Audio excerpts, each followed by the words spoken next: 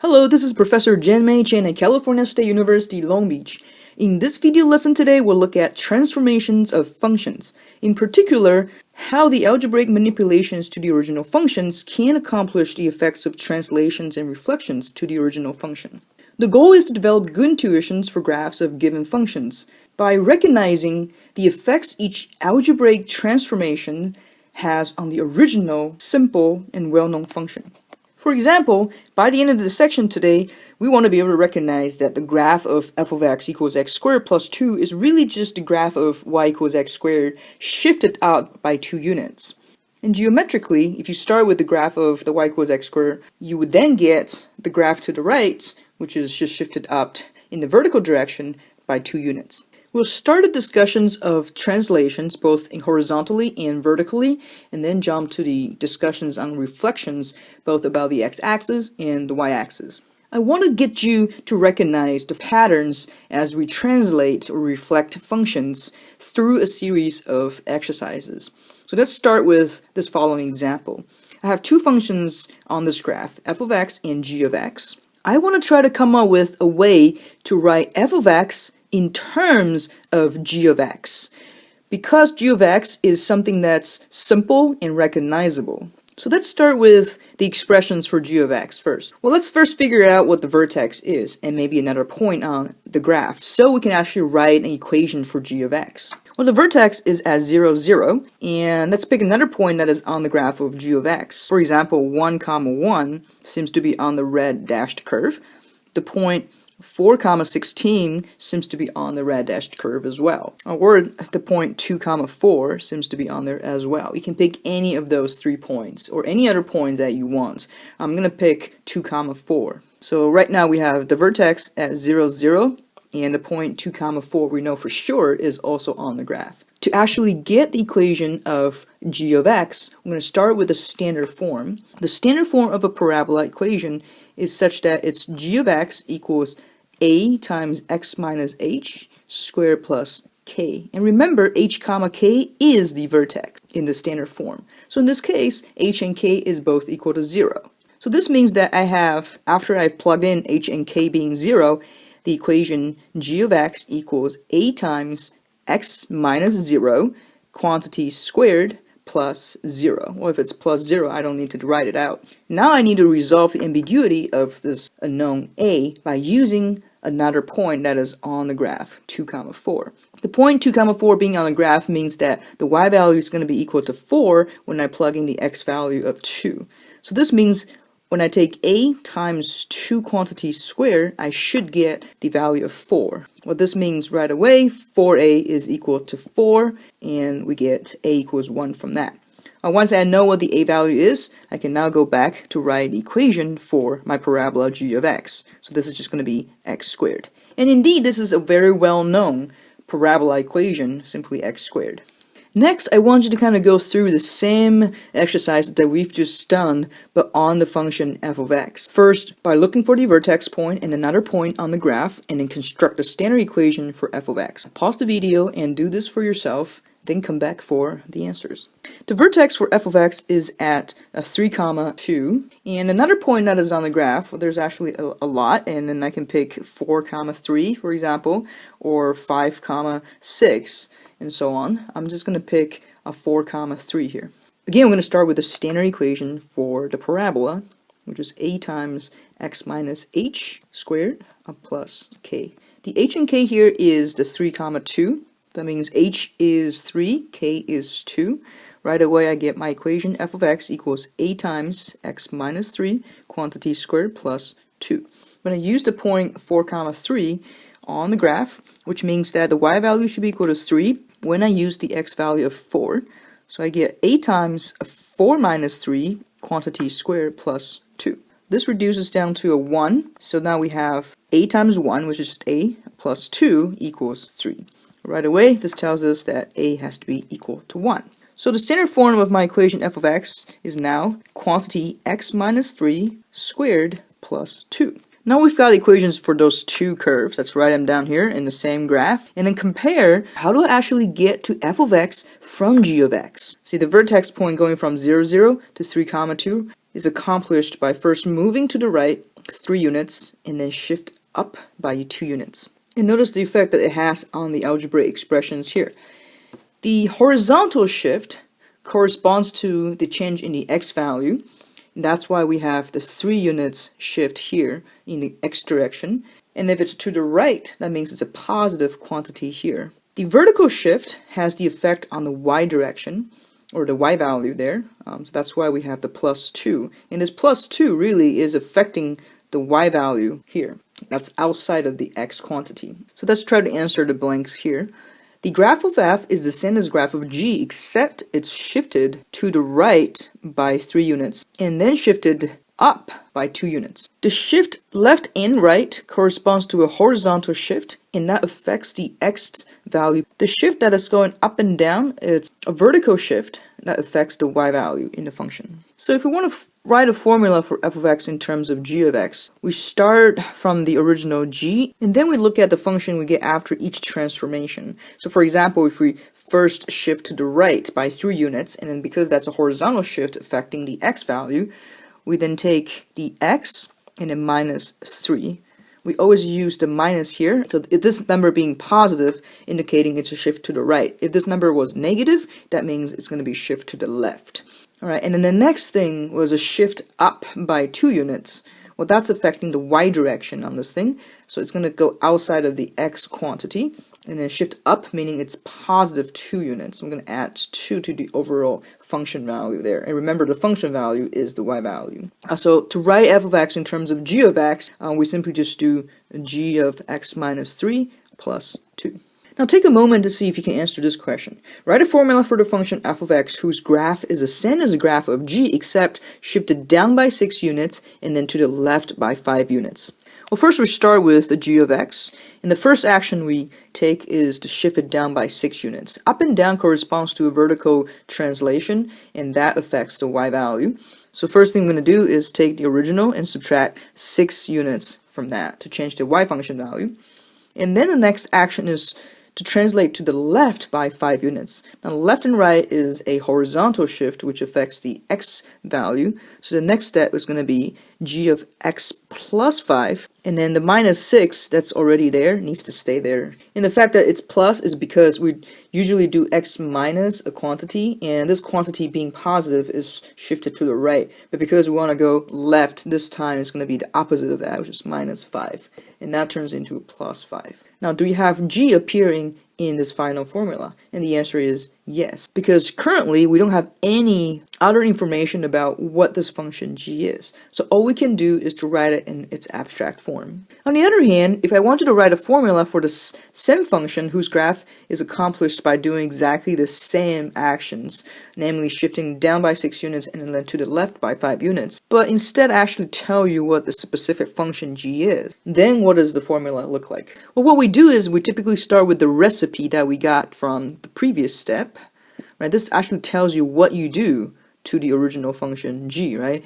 So this saying that g of x plus 5 minus 6 is my final f tells me that in order to accomplish f, I would replace my input of g using this new input, which is x plus 5, and then whatever I get out of that, and then subtract 6 afterwards. Alright, so what happens is you get 4 over the input from g was originally just x, but now I'm going to replace it by my new input, x plus 5. So everywhere you see an x, you're going to replace it by x plus 5, the whole quantity squared, because that's what the g is telling you to do. That gives you the g of x plus 5. And then I still have the minus 6 from my formula. So this is an actual formula or an equation for function f when we follow the recipe using a formula in terms of g. Right, so you can notice that in this final formula here, we no longer have g appearing in it. So the answer to that question would be no. And here's one more set of exercises for you to practice before moving on to the next concept here. So take a moment and try to match up left hand side here with the answers on the right and come back for an answer. Alright, so we start with the first one here. Go up by 5 units, that corresponds to a vertical translation by a positive 5 units, which means that we're going to change the y value by adding a positive 5 to it, and that is accomplished by the equation D. Go down by 5 units, that's just, instead of adding it, we're going to subtract by 5 units. So that's going to give us the equation E there. Going left by 5 units, that's a horizontal shift that affects the x value. Going to the left corresponds to minus a negative 5, so that will actually be accomplished by the equation A there. Going right by 5 units, that is also a horizontal shift, and it's going to be a x minus 5, which is equation F. Now going to the right by 5 units, and then up by 5 units, that's going to be a minus 5 in the x, and then plus 5 in the y, so that's going to be equation C. And left 5 units and down 5 is going to be a plus 5 in the x, and a minus 5 in the y, equation B.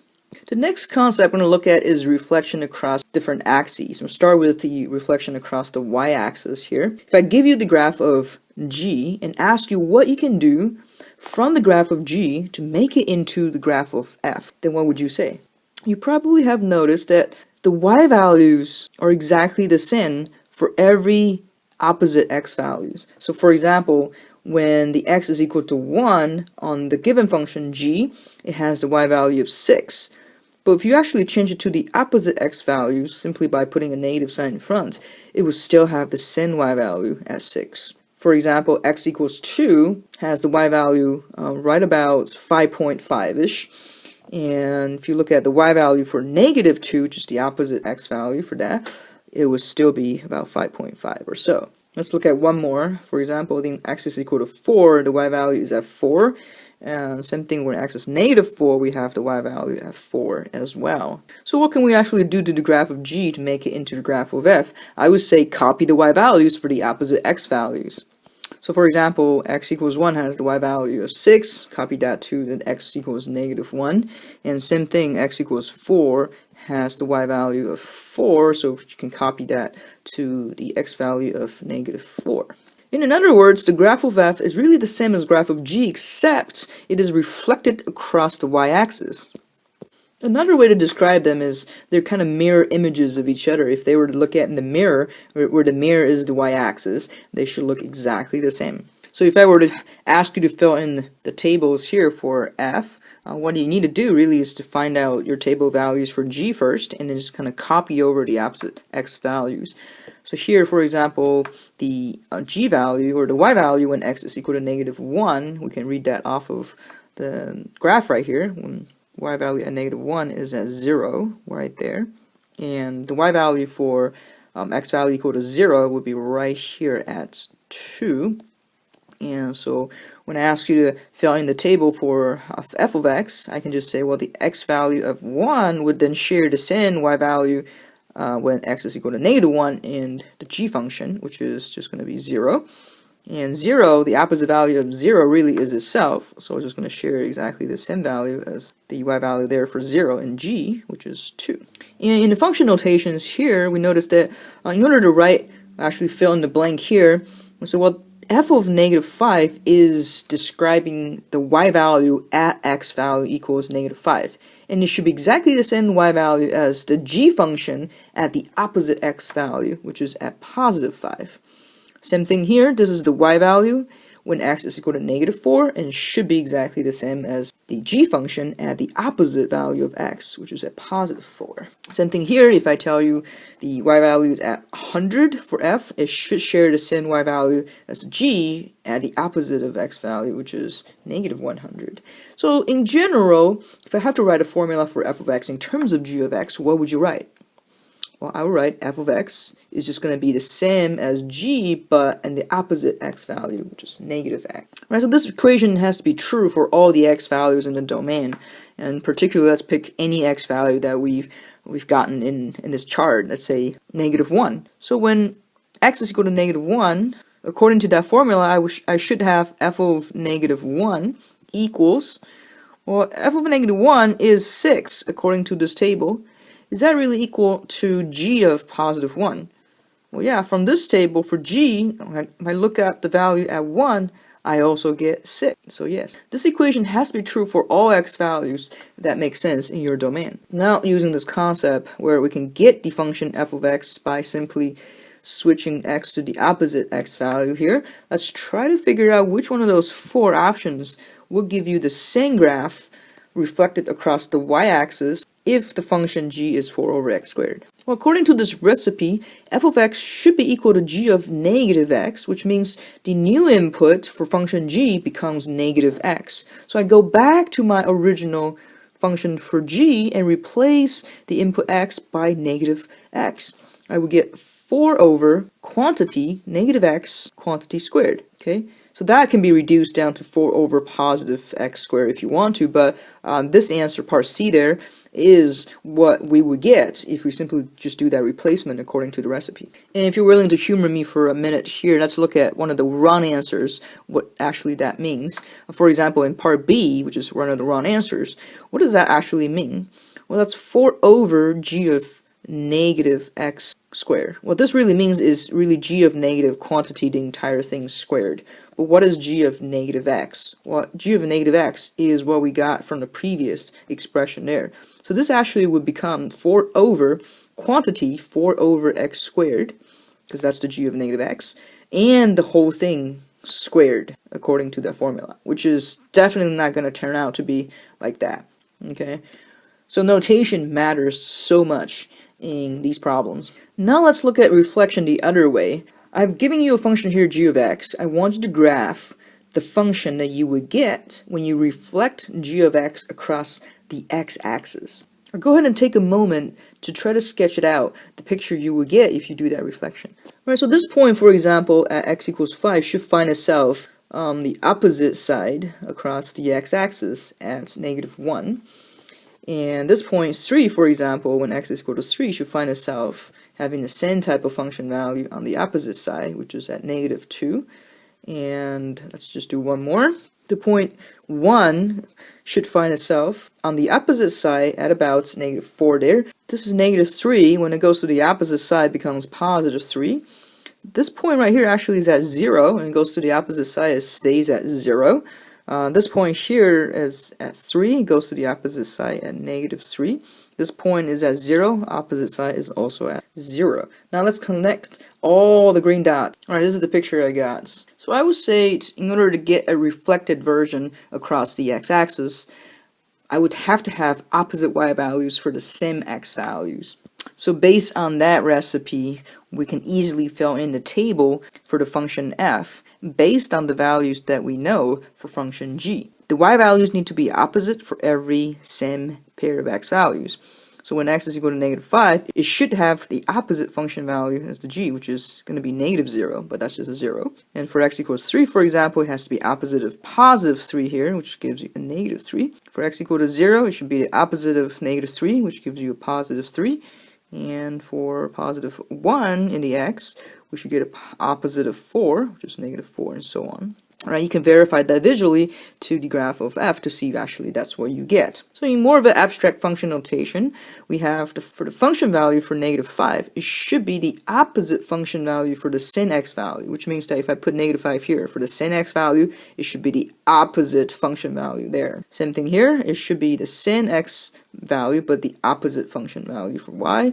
And the sin x value for the opposite function value. So this is going to be true even when you go all the way to 100. When the x value is same, we should have the opposite function value there. So in general, if you want to write this in the more abstract form, in just a general x, I will write f of x is going to be equal to g of x, right, the sin x value, but the opposite function value. So put a negative sign in front. Now to check your understanding, write a formula for the function whose graph is the same as the graph of g of x equals 4 over x squared, except reflected across the x-axis. We know the recipe is to get the f of x, I would just take the negative g of x. Alright, so simply just put the negative sign in front of this entire function g, but I know g is just 4 over x squared. So this is all I get, really, is just this function. Obviously, there's no expressions of g should appear in the final result. The answer to that is no. Right, to finish off the discussions here, we're going to practice doing more verbal descriptions of how to get from the original function to the end result function by this series of translations and reflections.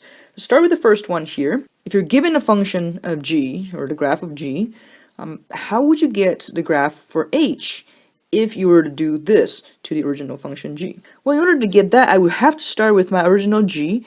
And again, you do one step at a time. You can't be acrobatic and do multiple things all at once. And every single time you do something to your function, that corresponds to a single transformation. Okay. So the first transformation we can do to the function g is to transform into x plus 3. Okay.